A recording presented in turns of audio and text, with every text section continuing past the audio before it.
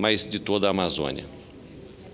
Mas o tema que me traz hoje aqui, senhor presidente, é com relação à campanha de fraternidade desse ano, que foi escolhido, como sempre, de uma forma muito acertada pela CNBB, intitulada Fraternidade e a Vida do Planeta.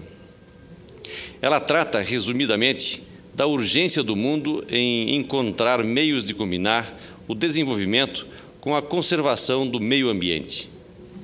Essa campanha, que no ano passado, por exemplo, procurou abrir nossos olhos para os perigos que a sociedade corre ao se render à obsessão da busca pelo dinheiro, este ano chega em boa hora para alertar para os riscos que a humanidade corre ao ceder a outra tentação. Esta tentação, senhor presidente, nada mais é do que acreditar que é possível dar as costas para a natureza, visando apenas os lucros provenientes da exploração insensata dos recursos naturais desse planeta. Eu diria que o risco existe nos dois extremos dessa questão. Ele está no radicalismo. Por isso, essa campanha da fraternidade, ao abordar a vida do planeta, fala da sobrevivência de cada um de nós. Fala, por exemplo, da convivência harmoniosa entre plantas, animais, água, ser humano. E, sem sombra de dúvidas, aborda a busca de meios com os quais possamos cuidar do nosso meio ambiente, corrigindo as eventuais degradações que o homem tenha causado. Nada mais é do que uma proposta de busca pelo equilíbrio ao aproveitamento de nossos recursos naturais, sejam eles utilizados no extrativismo, na agricultura ou na indústria. Não há futuro para a humanidade sem esse equilíbrio. Digo isso porque vivemos em um mundo com cerca de 7 bilhões de pessoas que precisam de alimentos todos os dias. Não estamos sozinhos com essa preocupação. O presidente da França, Nicolas Sarkozy, em concordância com essa afirmação, declarou em recente entrevista que, para estar à altura do desafio gigantesco que temos diante de nós, contudo, é preciso aumentar em 70% a produção agrícola mundial se quisermos alimentar os 9 bilhões de pessoas que habitarão o planeta até 2050. Isso significa que há lugar para agriculturas fortes como a brasileira, mas essa agricultura vai ter problemas para funcionar diante de um patrulhamento irresponsável que prega um preservacionismo insensato em um mundo que a população pode dar um salto de mais de 1 bilhão de habitantes em menos de 40 anos. Com todo prazer, senador. Nobre senador Arcigo, Vossa Excelência aborda um dos assuntos mais importantes para o futuro desse país. A competitividade do agrobusiness brasileiro tende a perder força nos próximos anos, se não adotarmos uma posição estratégica no sistema de produção agrícola e pecuária. E eu me refiro especificamente à produção agrícola, à produção de grãos, que é altamente dependente da importação de fertilizantes. O Brasil possui reservas extraordinárias de fosfato e, no entanto, é absolutamente sujeito e dependente a importações de fertilizantes. No meu estado há uma grande reserva natural no município de Anitápolis. E, no entanto, um projeto de construção de uma usina de processamento do fosfato até hoje encontra óbices ambientais, o processo de construção dessa fábrica está embargado judicialmente, numa decisão que, a meu ver, é uma ameaça ao futuro desse país, ao futuro da competitividade da produção de grãos desse país, onde somos dominantes internacionalmente. O Brasil precisa de fertilizantes produzidos aqui para garantir a sua competitividade internacional. Eu quero cumprimentar Vossa Excelência por esse pronunciamento. Esses 9 bilhões que viverão em 2050 habitarão 95% em cidades e 80% em grandes metrópoles, e toda essa população vai demandar cada vez mais a produção de alimentos. E o Brasil poderá continuar à frente, na vanguarda desse processo, se cuidar da produção de fertilizantes. Muito obrigado por sua parte, senador Luiz Henrique, ex-governador de Santa Catarina. Nós estamos debatendo esse assunto com mais ênfase na Comissão de Agricultura, da qual eu estou presidindo nesse momento. Gostaria de convidá-lo para, junto conosco, acharmos uma solução para essa questão.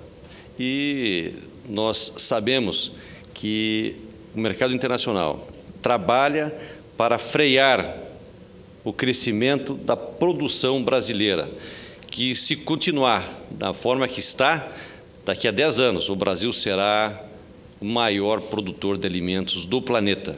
E é essa a nossa intenção, e é esse o trabalho que nós estamos fazendo, iniciando na Comissão de Agricultura. Muito obrigado pela sua parte, senador. Mas nós precisamos definir o que queremos conter. Precisamos saber se devemos conter a exploração de nossos recursos naturais para aumentar a produção de alimentos no país, ou se precisamos conter o crescimento da população. Só podemos chamar isso de hipocrisia. Um mundo sustentável passa pela adoção em escala global de uma política de conservação ambiental e de desenvolvimento. Temos que cobrar essa postura de todas as nações, mas principalmente das nações mais poderosas do globo. Elas já dilapidaram os seus recursos naturais, continuam explorando de forma colonial e insustentável o continente africano e agora pregam a preservação da Amazônia brasileira e impõem barreiras ambientais aos produtos agrícolas desse bioma. Percebemos, então, que por trás do discurso ambiental das grandes nações e suas redes de ONGs ambientais há grandes interesses econômicos. Em suma, julgo que a campanha da fraternidade desse ano traz uma mensagem muito importante. Precisamos encontrar o equilíbrio entre a conservação do meio ambiente e a conservação da raça humana. E não há outra forma de fazer isso sem que consigamos colocar juntos, lutando juntos, os ambientalistas e os produtores agrícolas.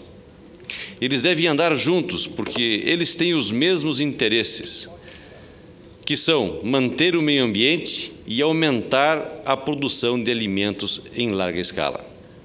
Não há fórmula mágica. Temos que assumir os riscos e colocar em uma balança com muita responsabilidade, propriedade e inteligência as nossas necessidades de recursos naturais.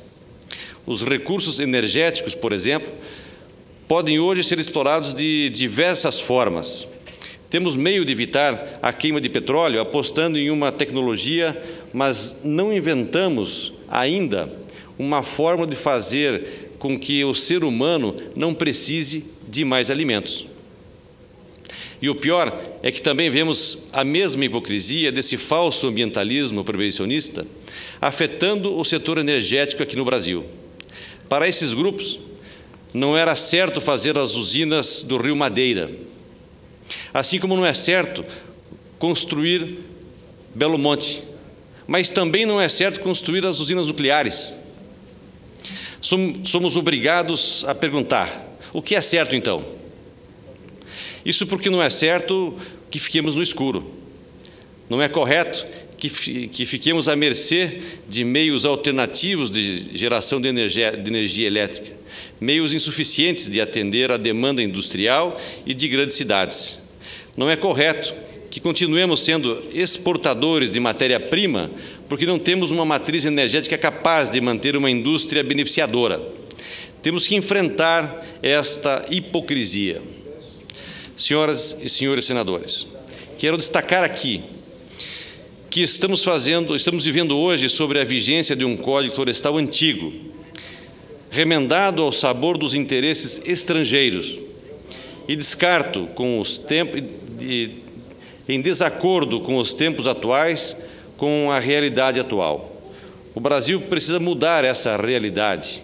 Isso pode ser feito com a aprovação da nova proposta do Código que está tramitando na Câmara, que poderá dar uma nova dinâmica à produção rural, sem desrespeitar a necessidade de conservação do meio ambiente.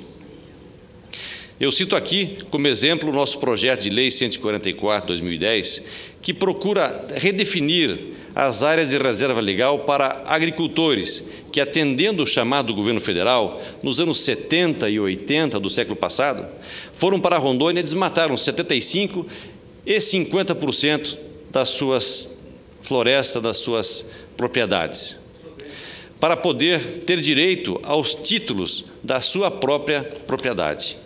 É inadmissível prejudicar um ciclo econômico já consolidado, prejudicar centenas ou milhares de famílias em função de uma mudança de lei que é míope, pois não enxerga a obrigatoriedade de um equilíbrio ambiental em escala global.